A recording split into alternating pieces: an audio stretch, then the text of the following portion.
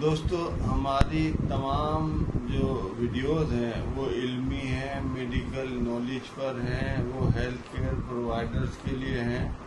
उसको देखकर आप इल्म हासिल करें, ना कि उसे एक प्रिस्क्रिप्शन समझा जाए। वो किसी भी सूरत प्रिस्क्रिप्शन नहीं है। प्रिस्क्राइब सिर्फ एक क्वालिफाइड और रजिस्टर्ड हेल्थ केयर प्रोवाइडर या हेल्थ केयर प्रोफेशनल ही कर सकता है, ये नोट कीजिएगा।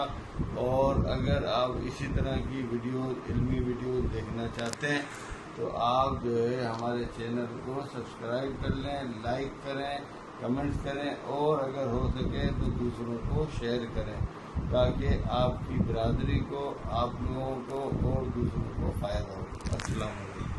केडी व्यूअर्स का केडी में खैर मकदम। अभी मैं एक कैटरेक्ट कर आया हूँ और वो कैटरेक्ट की वीडियो भी मैं आपको दूंगा मुकम्मल तौर पे। फिर इससे कैटरेक्ट में मोतिया करके आया हूँ। लोकल केसेस थे तो वो क्लेजियन था। क्लेजियन के बारे में थोड़ी सी कंसेप्ट हैं, क्लियर कर दूँ। वो क्लेजियन जो होता है वो दोस्तों बिल्कुल स्टाई या ग्वाइनी की तरह होता है। जो आँख पर यहाँ स्टाई या ग्वाइनी हो जाती है, ये क्लेजियन ऊपर होता है। मोस्टली क्लेजियन जो है अपर आईलिड पे होता है और स्टाई जो है वो लोअर आईलिड पे होती है, और इनके होने की वजूहात भी थोड़ी सी मुख्तलिफ हैं।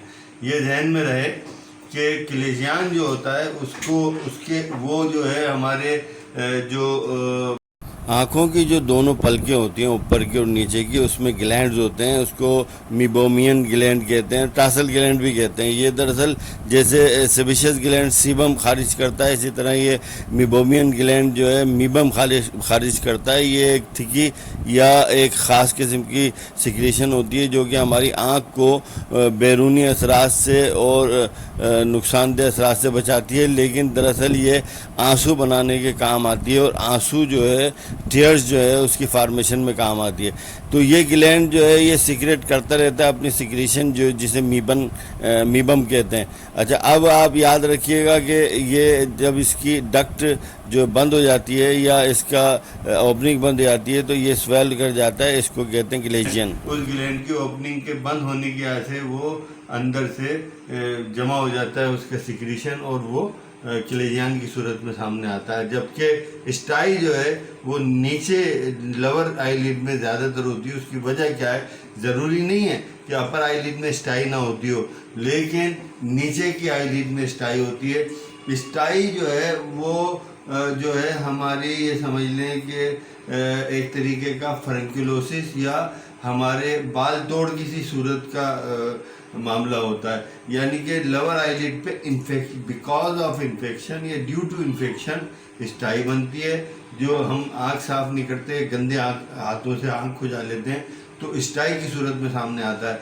जबकि क्लेजियन जो है ओपनिंग के या उस हुदूद के सुराख के बंद होने की वजह से क्लेजियन बनता है। दोस्तों, क्लेजियन जो है वो चंद दिन तो दर्द करता है, उसके बाद वो ठोस या सॉलिड होने लगता है, क्योंकि लोग उसे अमूमन एंटीबायोटिक से ट्रीट करना चाह रहे होते हैं, और वो ट्रीट होने का नाम ले लेता है और वो ठोस हो जाता है, और वो उसमें दर्द की सूरत बंद हो जाती है। और ऊपर जो है, ऊपर के आईलिड में अमूमन जो है यह क्लेजियन जो है छोटे से छोटा और मोटा भी क्लेजियन हो जाता है। स्टाई जो होती है वो चूँकि इन्फेक्शन के नतीजे में होती है, इन्फेक्शन होता है, और वो बिकॉज ऑफ समझ लेंगे जरासीम की वजह से होती है, लिहाजा उसमें इन्फेक्शन होने के बाद पस निकल जाती है, वो बिलाखिर बस्ट हो जाता है या वो फूट जाता है। और उसका बड़ा आसान तरीका है कि जिस आईलिड पे हो रहा हो तो वही आईलिड का बाल अगर आप अच्छे स्टराइज हाथों से निकालेंगे तो वो निकल जाती है और वो पस डिस्चार्ज जाती है। याद रहे कि बहुत सारे लोगों को परसिस्टेंट या रिकरेंस क्लेजियन होता है, वो उनकी हाइजीनिक कंडीशन की वजह से या फिर उनकी डाइटरी कंडीशन की वजह से। उनकी डाइट्स में अगर बहुत ज़्यादा चिकनाई या कोलेस्ट्रॉल होगा तो दोस्तों इससे उनको जो है क्लेजियन बार बार होगा। उसके अलावा जो है ये जो सेक्स हार्मोन होते हैं, चाहे वो एंड्रोजन हो या प्रोजेस्टेरोन वगैरह हो, तो ये भी जो है हमारे सेबेशियस सिस्ट पे या क्लेजियन पे बहुत ज़्यादा असर रखते हैं, और नौजवानी में क्लेजियन इस तरह के हो सकते हैं। जहाँ तक स्टाई का ताल्लुक है तो बार बार बाइक पे चलाते हुए बगैर गोगल्स के, बगैर चश्मे के आप बाइक चलाएँ और कोई चढ़ाने की सूरत में अपने ही हाथों से, उंगलियों से आप आँख को मलें, आँख को रगड़ें और आँख को जो है इन्फेक्टेड करें। तो इस तरह जो है बार बार जो है आँख रगड़ने, अपनी उंगलियों को, हाथों को जो है आँख पे मलने की वजह से जो है आपको स्टाई हो रही होती है। स्टाई का जो है वो डिफिशिएंसी से भी बहुत ज़्यादा ताल्लुक़ है। बी कम्प्लेक्स की डिफिशिएंसी हो तो भी स्टाई जो है बहुत ज़्यादा होती है, क्लेजियन होता है। इसकी जो है ट्रीटमेंट जो है मेडिसिनल भी है और सर्जिकल भी। तकरीबन हर तरह के इलाज में इसका जो मेडिसिनल ट्रीटमेंट मौजूद है। जैसे कि ये इस वक्त एक तरीका इलाज है, इसमें देखें क्लेजियन के लिए थूजा है, CF है और बहुत सारी मेडिसिन है। जबकि जो है स्टाई के लिए स्टेफिसेकेरिया है या पल्स वगैरह जो है रिकरेंस स्टाई के लिए दी जाती है और बहुत सारी मेडिसिन है, काली काव वगैरह।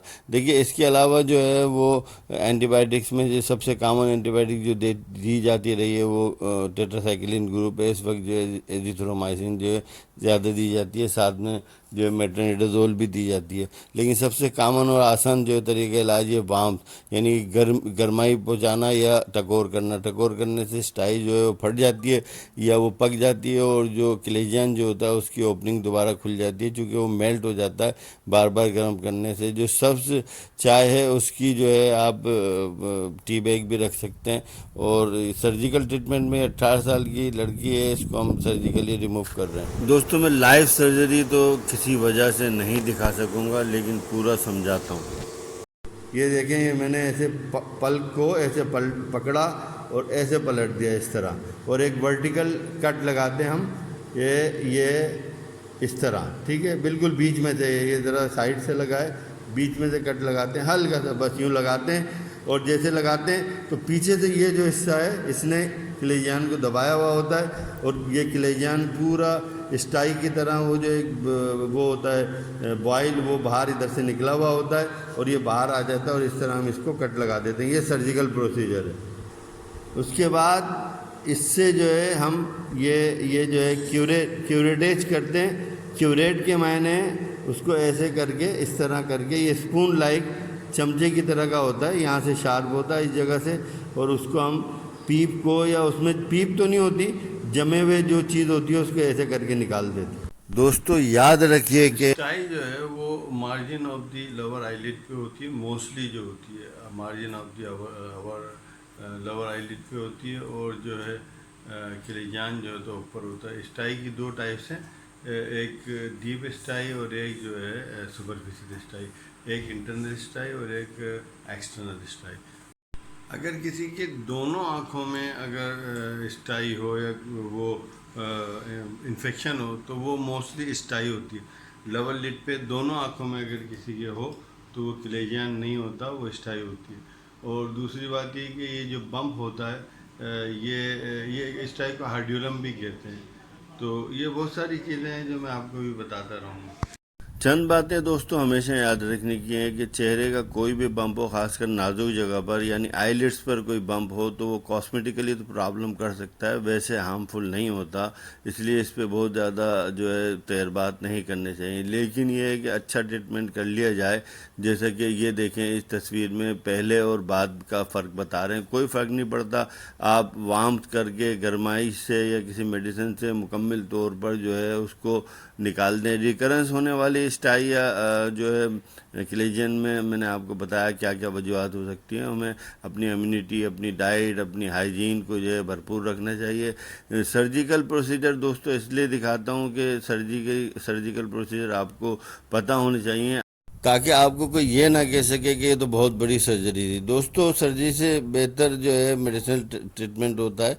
Please like and subscribe my channel.